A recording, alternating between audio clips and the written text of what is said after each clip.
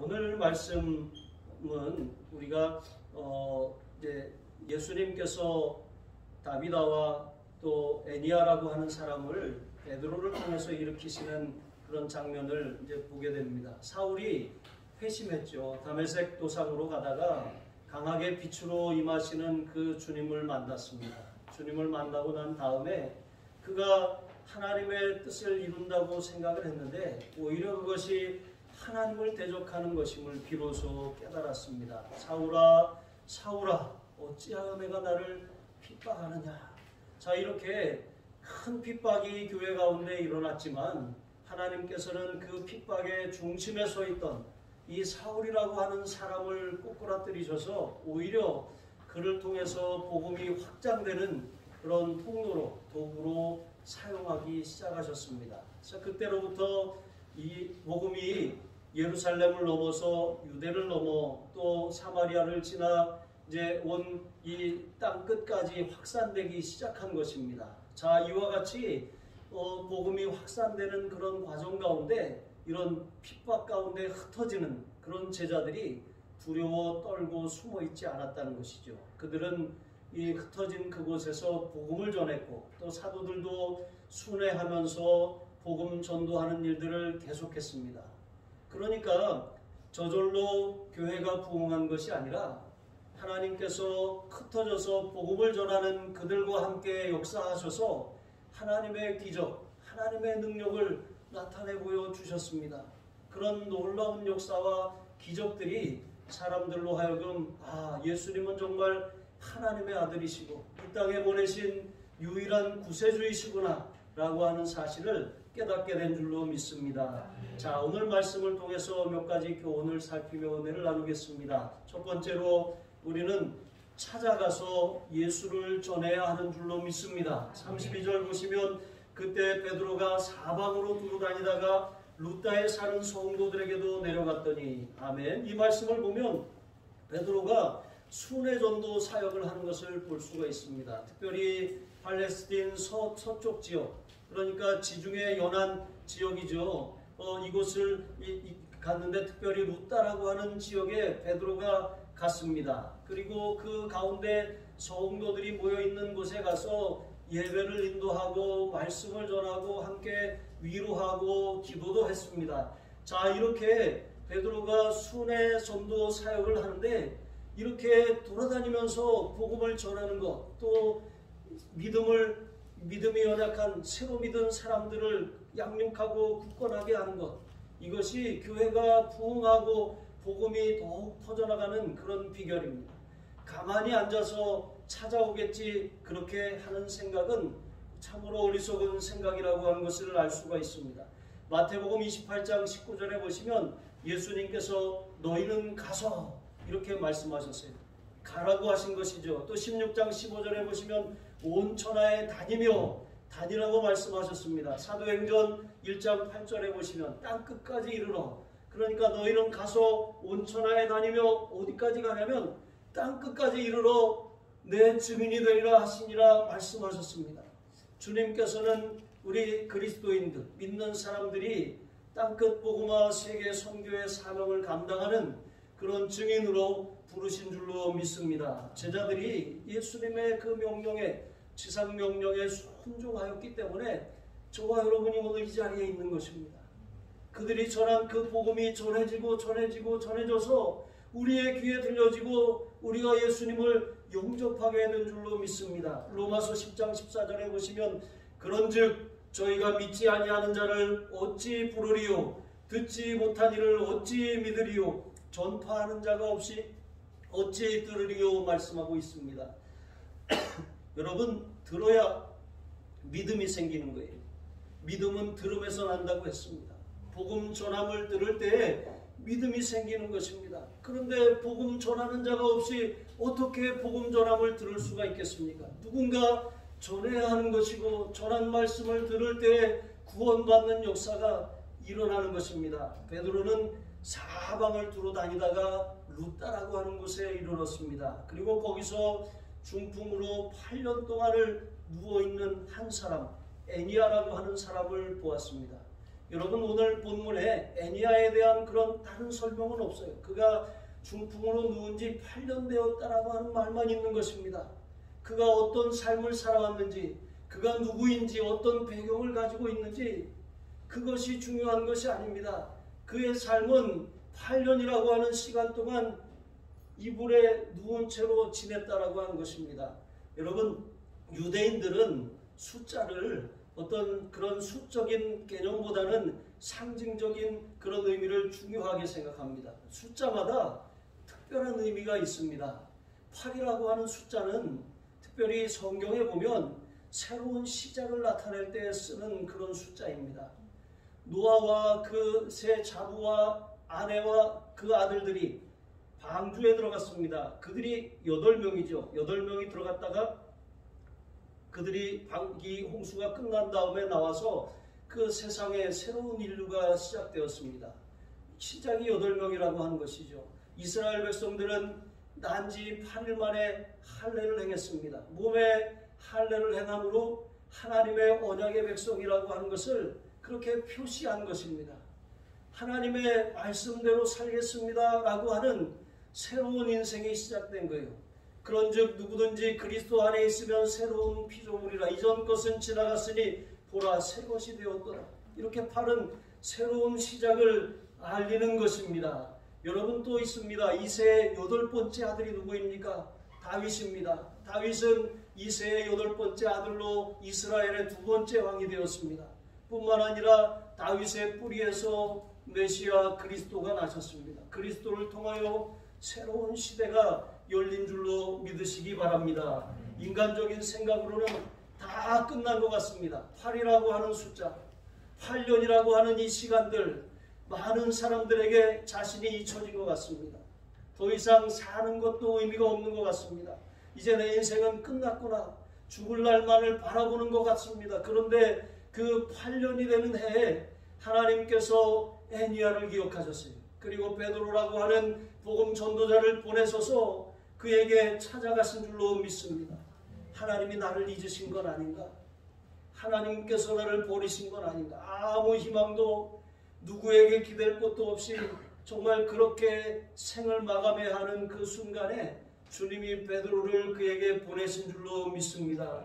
베드로처럼 여러분 우리의 마음이 열려 있어야 돼요. 주님이 우리를 누구에게 보내시든지, 누구를 만나게 하시든지, 어떤 지역에 있게 하시든지 주님께서 보내시는 그곳에 있기를 주님의 이름으로 축복합니다. 주님께서 만나게 하시는 그 사람을 반드시 만나기를 주님의 이름으로 축복합니다. 여러분 그 사람은 아무 희망도 없이 절망하고 이제 나는 끝났구나 그렇게 사는 사람일 수도 있습니다.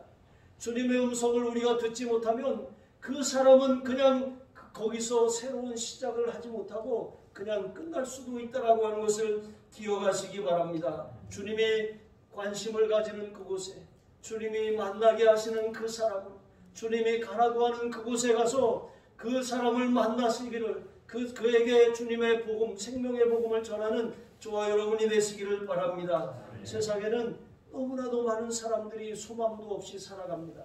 코로나19로 인해서 마치 백신이 구세주처럼 그것만을 바라보고 그것만을 기대하고 그렇게 살아가고 있습니다. 경기도 너무 어려워서 국민의 이 절반 이상이 수입이 줄고 또 자영업 하시는 분들이 굉장히 고통을 겪고 있습니다. 학원들이 되지 않습니다. 아이들이 가지 않는 거예요. 뭐 수학, 영어, 입시에 관련된 그런 학원들은 많이 가는데 이제 예체능 이런 데는 아끼면 그런 것부터 끊는 것입니다. 굉장히 어려운 이런 상황을 우리가 맞이하고 있는 것입니다. 더는 버티기 힘들어서 이제 도저히 안 되겠다. 이런 마음을 갖고 사는 사람들이 얼마나 많이 있습니까? 우리가 예수를 믿는다는 게 뭐예요? 여러분을 통해서 그분들에게 희망이 되어야 하지 않겠습니까? 예수님이 그를 일으키실 수 있다라고 하는 그런 생명의 복음을 가지고 가서 전하는 통로로 쓰임받아야 되지 않겠습니까? 여러분 전도대 이 날마다 외치는 구호 있잖아요. 뜨겁게 기도하고 찾아가서 종을 주고 강권하여 데려다가 사랑으로 양육하라, 말씀으로 양육하라, 눈물로 양육하라.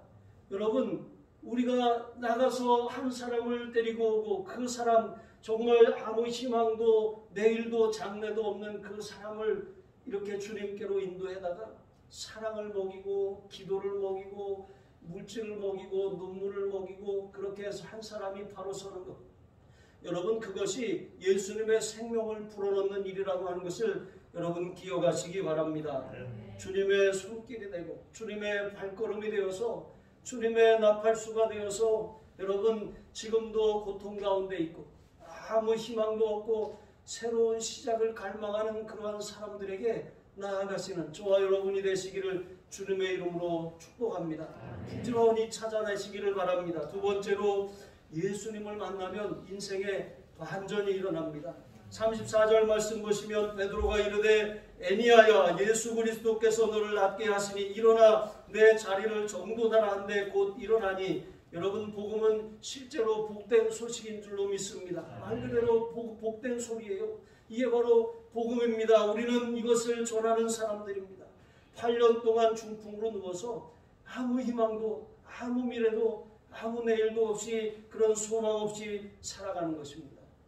자신의 힘으로는 그 상황을 벗어날 수도 없고 다른 사람의 도움만으로만 살 수밖에 없는 이런 상황입니다.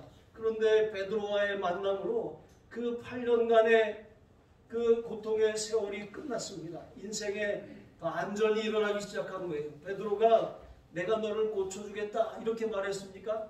그렇지 않았습니다. 여러분 예수 그리스도께서 너를 낫게 하신다.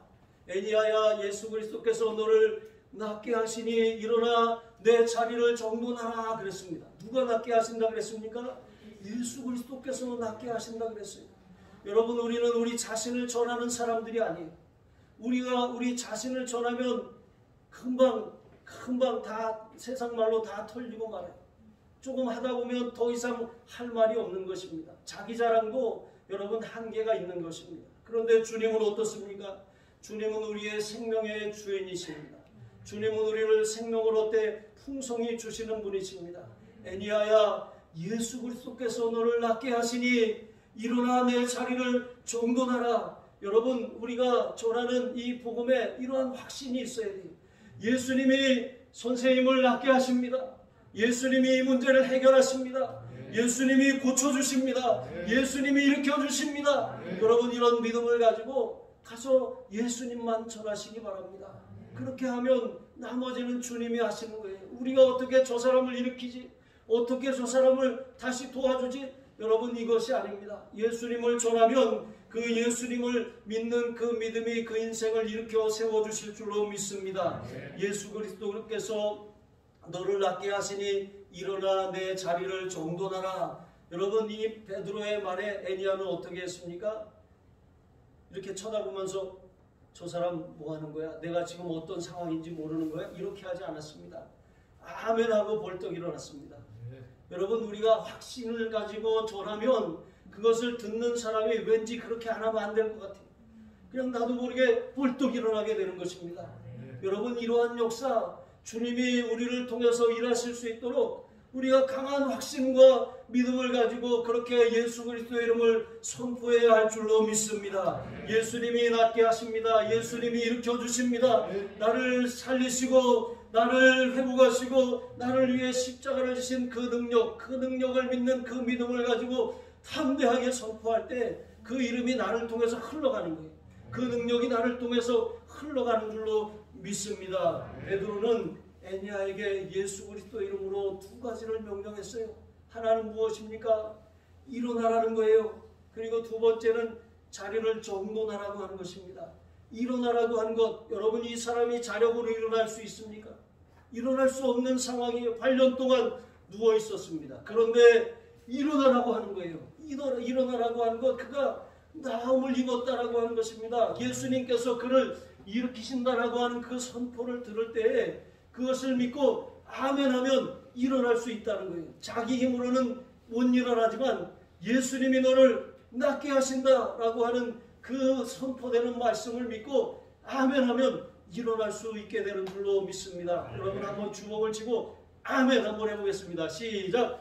아멘. 예, 이렇게 하나님의 말씀을 들을 때 아멘하고 붙드시기 바랍니다. 그러면 그 말씀이 내 속에 흘러들어옵니다. 그 말씀이 아멘할 때 내 영혼까지 흘러들어와서 그 말씀이 나를 일으켜 주십니다. 그 말씀이 나를 새롭게 해주시는 줄로 믿습니다. 자리를 정돈하라고 하는 것이 무엇입니까? 여러분, 예수를 믿기는 믿었어요. 정말 그래 뭐라도 붙들고 싶은 심정으로, 지푸라기라도 잡는 심정으로, 그래 예수는 한번 믿어볼까? 이렇게 하기는 했어요. 그런데 예수님을 믿기는 믿지만 완전히 아직 맡기지 못하는 거예요. 자리를 정돈해라 라고 말씀하신 것처럼 정돈해야 할 일들이 너무 많이 널브러져 있습니다. 이것도 처리해야 되고 저것도 해결해야 되고 내 힘으로 할 수 없는 그것을 붙들고 앉아서 어떻게 할 줄을 몰라 하는 것입니다. 그러니까 결국에는 이것 때문에 안 되겠네, 저것 때문에 안 되겠네요 하고 주저앉아 버리는 것입니다. 자리를 정돈하라고 하는 것이 무엇입니까? 그거 다 싸질러지고 성전에 와서 주님께 다 내려놓고 완전히 맡기라고 하는 것입니다. 내가 예수를 믿는다고 하면서 주여 믿나이다 하면서 내 삶의 염려의 보따리들을 내가 여전히 가지고 살아갑니다. 그것을 내 힘으로 해결하지 못해서 안절부절하고 안달하고 닥달하고 살아갑니다. 그런데 그런 온전히 맡기지 못하는 이러한 삶을 가지고는 주님이 역사하실 수가 없어요. 정돈되지 않으면 다시 그 정돈되지 않은 그런 삶으로 다시 매몰되고 끌려갈 수밖에 없음을 기억하시기 바랍니다. 자리를 정돈하라. 신체적으로, 정서적으로, 사회적으로, 영적으로 이 애니아라고 하는 사람은 넘어져 있고 삶의 모든 것들이 다 널브러져 있습니다. 근데 주님께서, 예수 그리스도께서 너를 낫게 하신다. 일어나 내 자리를 정돈하라. 벌떡 일어납니다. 아멘하고 일어납니다. 그리고 누워있던 삶을 다 청산하고 정리해버리는 것입니다. 예수님을 의지하고 절망에 다시 들어오지 말라는 거예요. 예수님을 의지하고 다시 불평하고 다시 원망하고 다시 탓하고 옛 삶의 모습으로 돌아가지 말라는 거예요.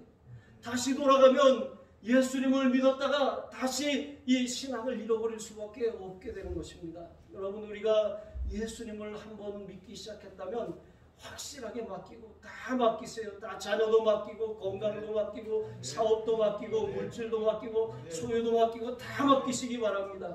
내가 염려한다고 그것이 어떻게 해결되지 않습니다. 여태까지 내 방법대로 살아왔더니 이것이 해결되고 정리되고 규모 있어진 것이 아니라 다 널브러져 있잖아요. 그런데도 더 이상 그것을 붙든다고 무슨 의미가 있습니까? 다 맡기시기 바랍니다. 주님 앞에 모든 것 다 내려놓고 다 맡겨놓고 주님만 의지하시는 저와 여러분이 되시기를 바랍니다. 우리가 정돈하기 시작하면 주님이 정리해 주십니다. 그런데 우리가 여전히 내가 정리하려고 막 이렇게 그냥 있으면 주님이 그것을 내버려 두십니다. 우리가 움직여야 돼요.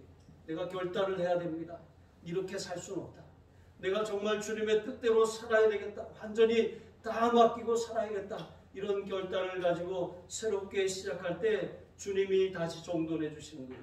다시 죄악을 굽씹고 원망과 한숨을 내뱉으며 그렇게 살면서 우리가 여전히 내가 내 문제를 붙들고 앉아서는 주님이 내 삶의 주인으로 일하실 수가 없어요.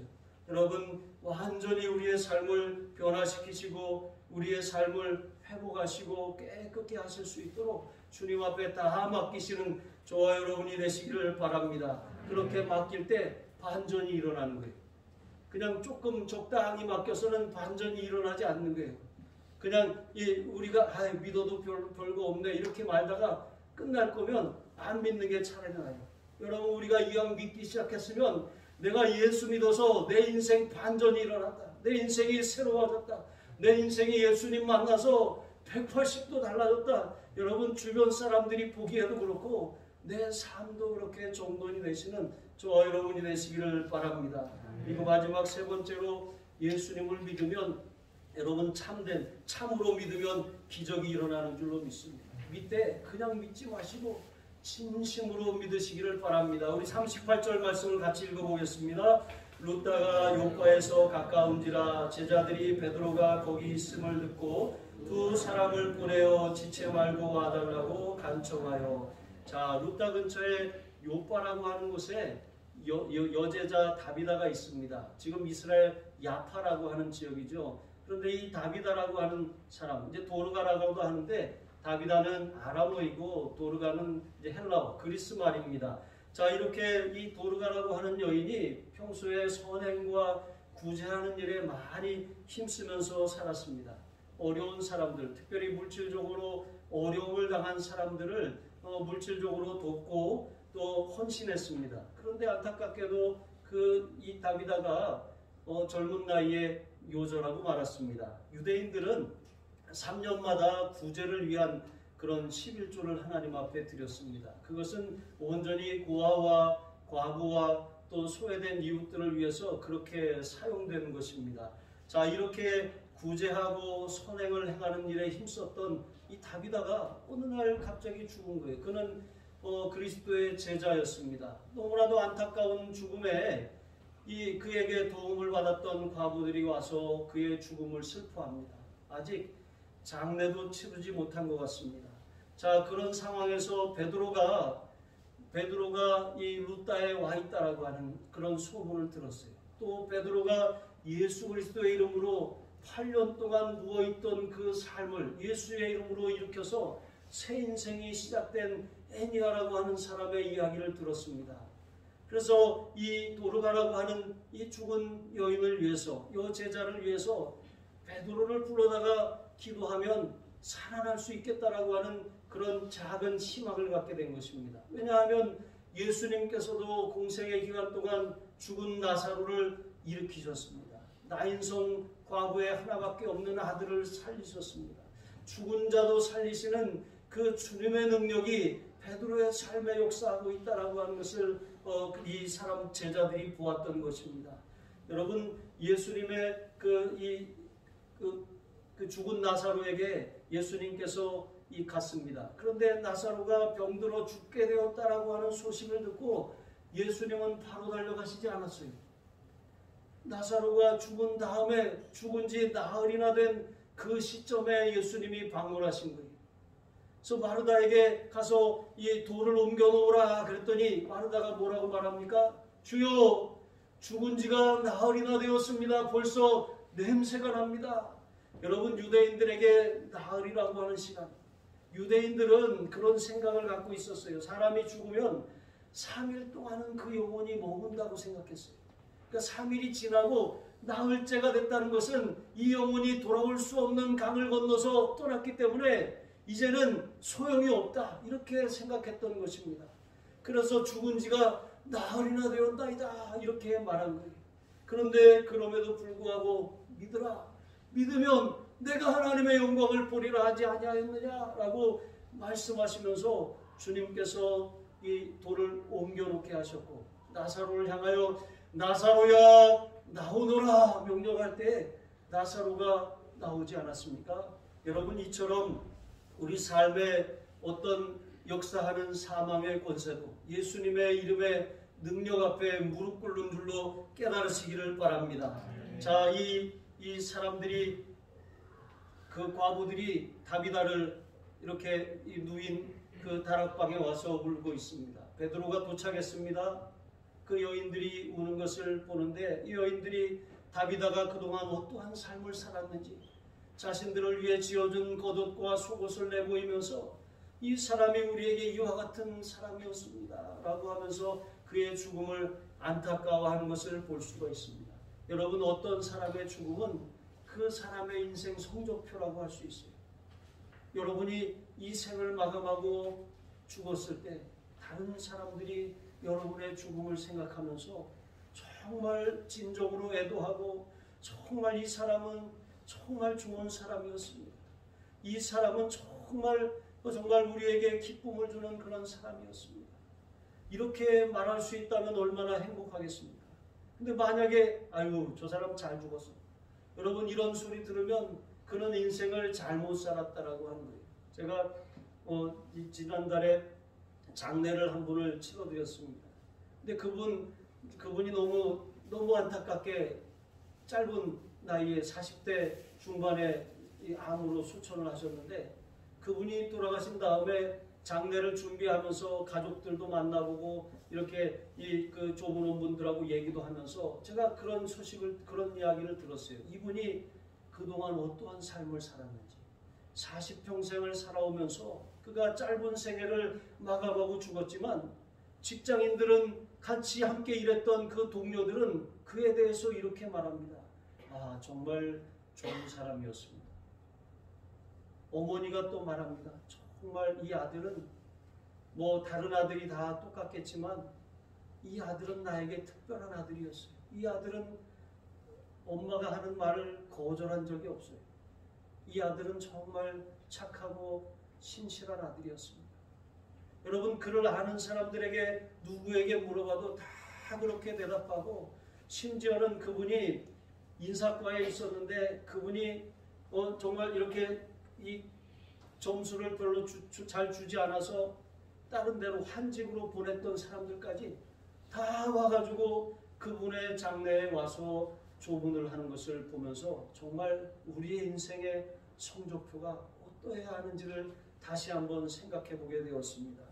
여러분, 우리가 은혜와 덕을 끼치는 삶을 살면 정말 다른 사람들이 우리의 죽음 앞에서 진심으로 애도하고 슬픔을 느끼며 또 정말 이 안타까워하지 않겠습니까? 이러한 죽음, 이러한 마지막을 맞이하시는 저와 여러분이 되시기를 주님의 이름으로 축복합니다. 40절을 함께 읽어보겠습니다. 베드로가 사람을 다 내보내고 무릎을 꿇고 기도하고 돌이켜 시체를 향하여 이르되 다비다야 일어나라 하니 그가 눈을 떠 베드로를 보고 일어나 앉는지라. 아멘. 자, 여기 말씀해 보니까 베드로가 사람들을 다 내보내고 한 일이 무엇입니까? 베드로는 자, 시체가 눕혀져 있는데 자, 이 시체를 보니까 무릎 꿇고 기도하고 돌이켜 시체를 향하여 이렇게 써 있습니다. 무릎 꿇고 기도했는데 시체를 붙들고 기도한 게 아닙니다. 하나님을 향해서 그가 기도했습니다. 하나님을 바라보고 기도했습니다. 기도한 다음에 그 다음에 돌이켜서 시체를 향해서 다비다야 일어나라 라고 이렇게 명령한 것을 볼 수가 있습니다. 전도할 때도 마찬가지예요. 그냥 나가서 복음을 전하면 두려운 마음도 있고 거절당할까라고 하는 그런 마음에 그런 이 답답함도 있는 것입니다. 그런데 기도하고 하나님 앞에 부르짖고 나가면 담대함이 생겨서 우리에게 주신 그 생명의 복음을 담대하게 전할 수 있지 않겠습니까? 베드로가 이 시체를 보면 또 그 과부들이 또 제자들이 베드로에게 기대하고 죽은 자를 어떻게 보면 살려달라고 베드로를 요청한 것 아니겠습니까? 근데 베드로가 무슨 능력이 있어서 이 사람을 살리겠습니까? 베드로가 무슨 어떤 하나님이라도 되어서 그가 이 죽은 자를 일으킬 수가 있겠습니까? 자신은 아무것도 할 수 없는 거예요. 죽음 앞에서는 누구나 다 끝났구나 라고 이렇게 생각할 수밖에 없는 것입니다. 그래서 베드로는 그 시체를 바라보지 않았습니다. 무릎을 꿇고 하나님을 바라보고 기도합니다. 하나님이 확신을 주시기까지 예수님께서도 아버지여 내 말을 들으신 것을 감사하나이다. 예수님도 기도하고 응답받아서 나사로를 향하여 명령했던 것처럼 여러분, 우리도 무슨 우리가 재주가 있고 무슨 능력이 있어서 기도하지 않고 어떻게 우리가 이를 감당하고 어떻게 주님의 역사의 통로로 쓰임받을 수가 있겠습니까? 기도해야 되는 줄로 믿습니다. 부르짖어 간절히 기도했습니다. 기도하고 나서 주님이 주시는 확신을 가지고 이제 주님께서 일으키시겠다라고 하는 그런 믿음을 가지고 딱 이 시체를 향해서 말하는 거예요. 시체를 향해서 말하는 거예요. 시체를 향하여 다비다야 일어나라 하니까 다비다가 벌떡 일어나서 앉았습니다. 잠에서 깨어나듯이 베드로를 보고서 일어나 앉은 것입니다. 여러분, 사방조차도 정복하신 그 주님의 능력, 그 주님의 능력이 베드로를 통해서 흘러간 거예요. 베드로가 기도하고 강한 확신으로 하나님 앞에 자신을 내어 맡기니까 주님이 그를 온전히 통로로 사용하셔서 이 다비다를 일으키게 하신 줄로 믿습니다. 여러분, 믿으려면 이렇게 믿어요. 참으로 하나님을 믿으시기 바랍니다. 문제보다 크시고 문제를 능히 해결하실 수 있고 죽은 자도 살리시는 그 크신 하나님을 믿는 믿음. 여러분, 죽은 자를 살리는 그 믿음이 엄청난 믿음 아니겠습니까? 우리에겐 그 믿음이 없어요. 그런데 우리가 믿음을 달라고 기도하고 주님께 온전히 쓰임받도록 어떤 의심이나 두려움이나 내 생각이 아니라 내 판단이 아니라 주님이 말씀하시면 아멘, 그렇습니다. 주님은 하실 수 있습니다. 주님은 문제보다 크십니다. 주님은 이 문제를 능히 해결하실 수 있습니다. 이런 확신과 담대함을 가지고 있을 때 여러분 그런 확신 100%가 충족되었을 때 주님이 여러분 우리를 사용하실 수가 있는 거예요. 주님은 일하시려고 해도 우리가 가로막고 있습니다. 우리의 불신앙과 의심과 믿지 못하는 그런 태도가 주님의 역사를 가로막고 있지는 않습니까? 여러분 하나님께서는 지금도 예수님을 참으로 의지하는 자에게 참으로 신뢰하고 참으로 믿는 자의 삶에 역사하시는 줄로 믿습니다. 하나님을 바라보며 기도해야 됩니다. 상황을 바라보고 절망하고 낙심하지 말아야 합니다. 우리의 인생에 어떤 장애물이 아무리 크고 아무리 산더미같이 우리 앞을 가로막고 있다고 할지라도 그것을 바라보면 답답해서 가슴을 치지만 하나님을 바라보면 하나님이 그 문제보다도 더 크시고 하나님이 그것을 능히 해결하실 수 있는 능력이 있다라고 하는 그런 믿음이 생기면 되는 거예요. 그러면 그 믿음을 가지고 담대하게 행할 때 여러분 그 장애물이 해결되는 줄로 믿습니다. 주님은 모든 상황 속에서 역사하고 계십니다. 주님은 일하고 계십니다. 주님께서 일하고 계신다라고 하시는 것을 기억하고 그 크신 주님을 의지하면서 늘 기도하는 사람들은 하나님의 놀라운 축복의 통로로 쓰임받는 큰 믿음이 있는 사람들은 그 통로가 아주 커요. 그런데 믿음이 조그만 사람들은 그 믿음의 통로가 빨대 같아요. 여러분 빨대로 흑당 버글라떼 먹을 수 있나요? 조그만 빨대로? 안 돼요. 또 이거 억지로 빨다가 팍 안쪽에 탁 때리는 것 아니겠습니까? 커야 되잖아요. 여러분 믿음이 큰 통로가 되시기를 주님의 이름으로 축복합니다. 그 담대한 믿음을 가지고 죽은 자도 살리는 하나님의 역사가 그 베드로를 통해서 베드로의 믿음의 관을 통해서 흘러가도록 베드로가 하나님 앞에 기도했습니다. 그리고 나서 담대하게 다비다야 일어나라 외쳤더니 다비다가 잠을 자다가 일어난 사람처럼 일어났습니다. 우리 41절도 읽어보겠습니다. 베드로가 손을 내밀어 일으키고 성도들과 과부들을 불러들여 그가 살아난 것을 보이니 42절 온 요파 사람이 알고 많은 사람이 주를 믿더라. 아멘. 자, 베드로가 손을 내밀어서 이 다비다를 일으켰습니다. 여러분 손은 베드로가 내밀었지만 베드로가 일으킨 것입니까? 베드로가 일으킨 것이 아니에요. 베드로를 통해서 주님이 그 다비다를 일으키신 줄로 믿습니다. 여러분 우리가 온전한 믿음으로 하나님을 참으로 믿을 때 주님께서 우리의 삶을 통해서 죽은 자도 살리시고 없는 것을 있는 것처럼 부르시며 낙심하고 절망하고 8년이라고 하는 세월 더 이상 희망이 없고 소망이 없고 내일이 없고 이제 끝났구나 그렇게 생각하는 주저앉아 있는 사람들을 여러분을 통해서 일으켜 주실 줄로 믿습니다. 온 요파 사람이 베드로에게 박수를 보낸 것이 아닙니다. 베드로한테 와 대단하다 이렇게 말한 것이 아닙니다. 그들이 그 살아난 것을 보고 어떻게 했습니까? 많은 사람이 주를 믿었더라 그랬습니다. 여러분 이것이 주님의 온전한 통로, 축복의 통로로 쓰임받는 사람입니다. 주님을 참으로 믿으시기 바랍니다. 그냥 겉으로 믿지 말고 참으로 믿으세요. 완전히 믿을 때 주님이 여러분을 통해서 흘러가셔서 죽은 자도 살아나게 하실 줄로 믿습니다. 그런 기적의 주인공들이 되시기를 주님의 이름으로 축복합니다. 이제는 우리를 죄와 사망에서 구원하신 우리 주 예수 그리스도의 은혜와 하나님 아버지의 무한하신 사랑하심과 성령님의 교통하시고 우리 가운데 내주하기를 기뻐하시는 은혜의 역사가 예수의 이름으로 나는 일어서리라. 예수의 이름으로 나를 통해서 내 주변을 일으키리라. 믿고 돌아가는 사랑하는 모든 하늘 가족들 위해 예수님의 능력이 예수님의 이름의 권세가 흘러 넘치게 하시기를 간절히 축원하옵나이다. 아멘.